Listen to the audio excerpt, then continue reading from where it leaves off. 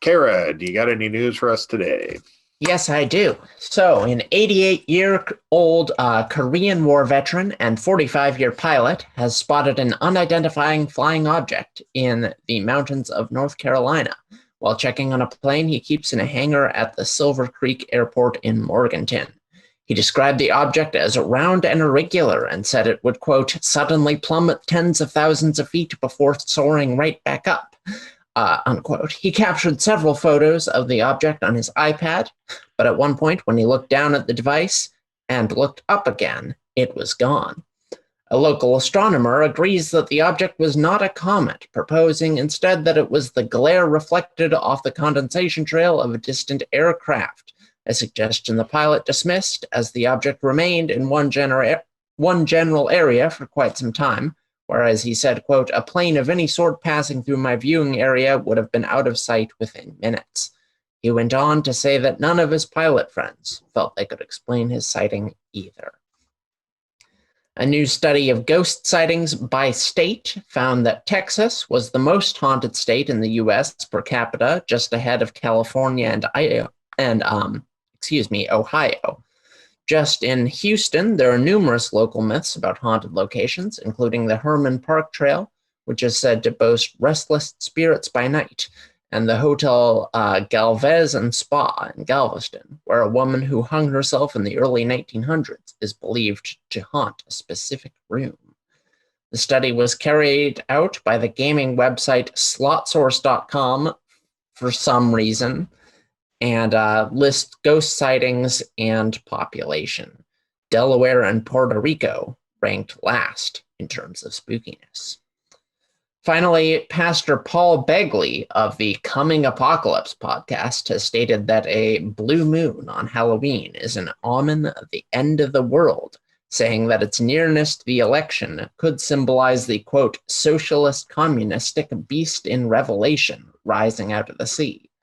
He also predicted that a series of 4 blood moons in 2014 and 2015 would signal the end of the world, so not the best track record, but one can only hope.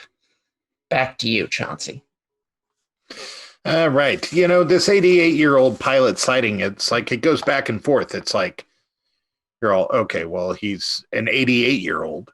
So you're just all like, well, I don't know. But then also he's an 88-year-old that can fly a plane, which, you know, has me beat. So right. I feel that automatically undoes the 88-year-oldness. And then he's like a 45-year pilot veteran. And from the Korean War, it's like he's not used to seeing things that are flying around. I don't know, man. That one's pretty heavy. Well, to me, the fact that he's a 45...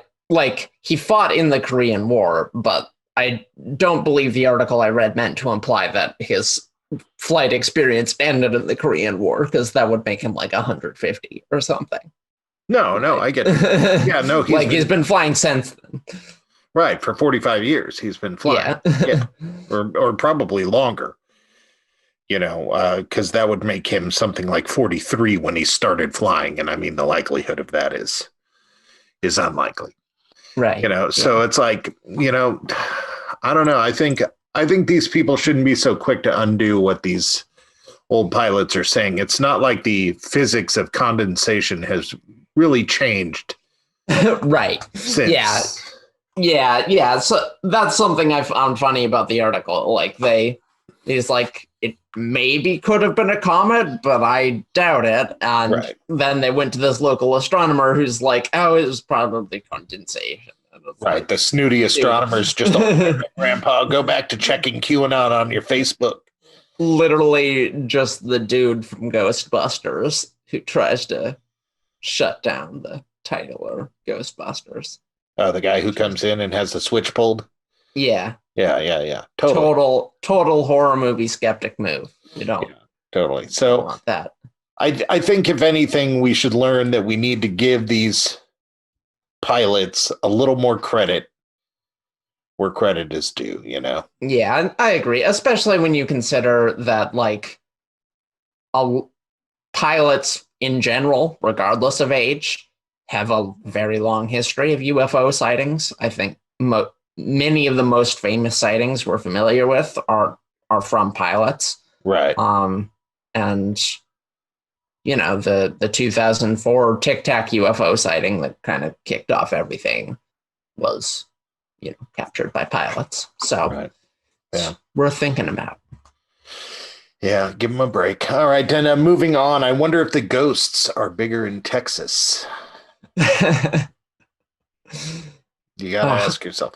But no, I'm not surprised. If history is a place, well, I mean, I guess I am surprised if you move on to others. So you got to ask yourself, is history a place where most ghost sightings happen?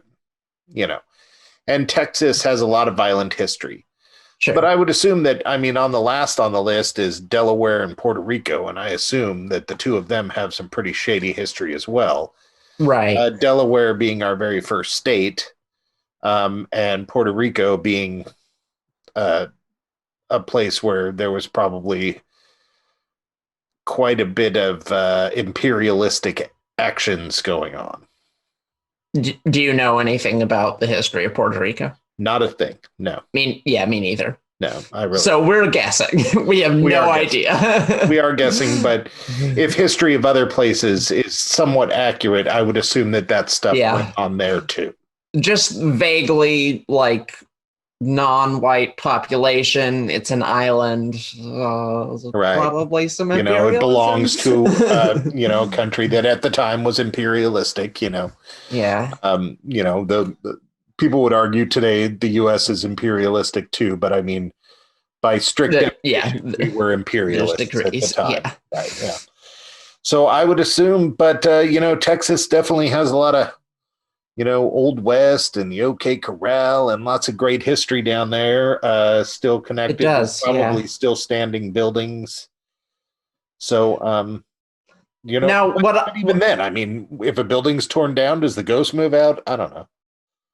What I wonder is if what the study is really measuring isn't just like how willing people in different states are to like mention ghosts.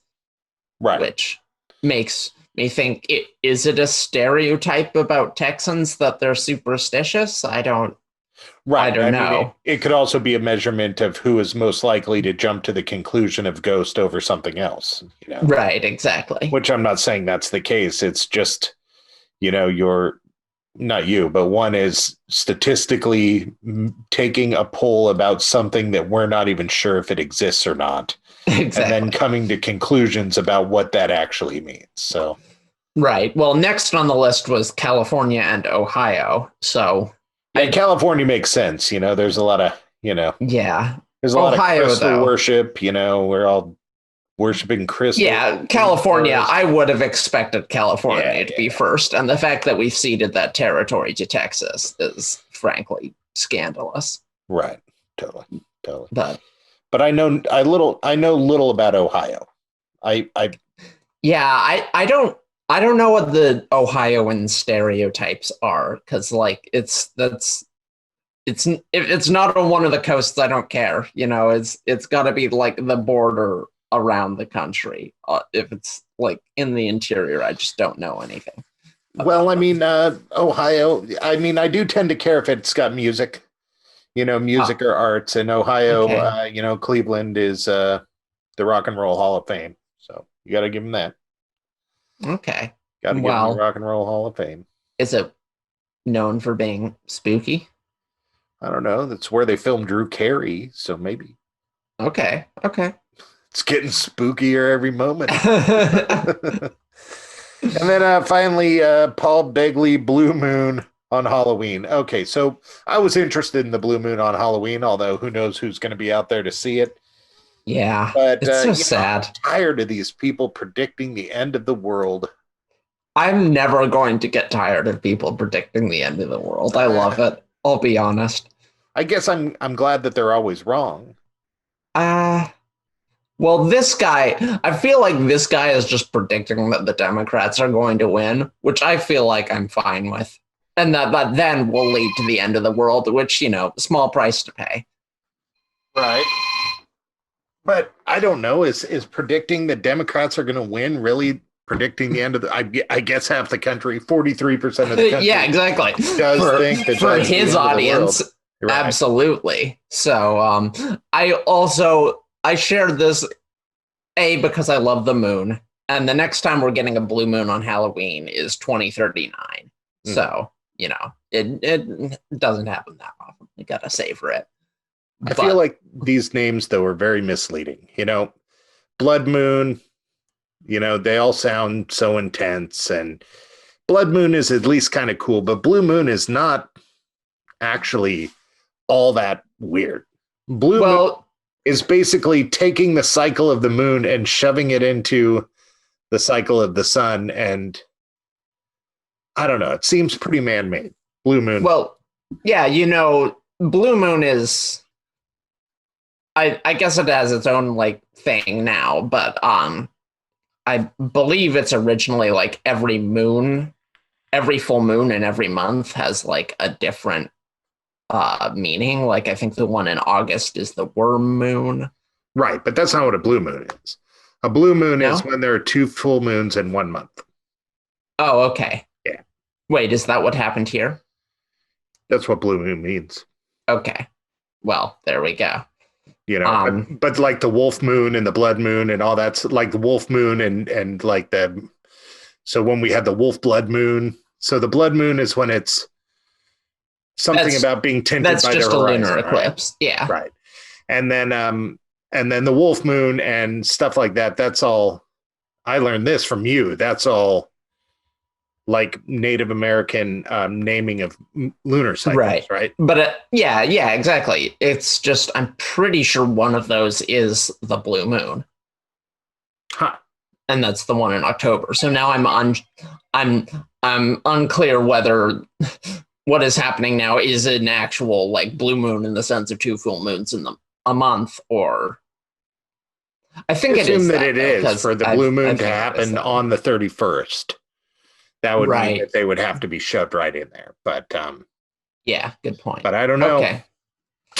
We're going to have to Google that. We aren't moonologists, people. We're not even sure if the moon is real or hollow or it's Unicron situation. Totally. All right. So you want to know if the world's going to end? Stick around and find out, because we're going to be talking about whether or not Donald Trump or Joe Biden is the Antichrist right here on Radio Wasteland.